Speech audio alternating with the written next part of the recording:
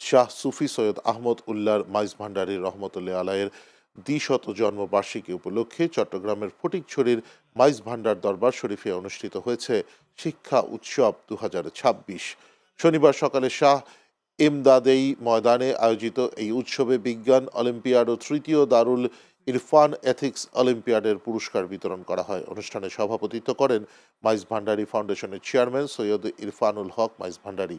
তিনি বলেন, দ্রুত পরিবর্তনশীল বিশ্বে টিকে থাকতে শিক্ষার্থীদের বিজ্ঞান মনস্কতা, কৃত্রিম বুদ্ধিমত্তা ও আধুনিক প্রযুক্তিতে দক্ষতা অর্জন এখন সময়ের দাবি। একই সঙ্গে নৈতিকতা ও মানবিক মূল্যবোধের সমন্বয় ঘটিয়ে ভবিষ্যৎ নেতৃত্ব গড়ে তুলতে হবে।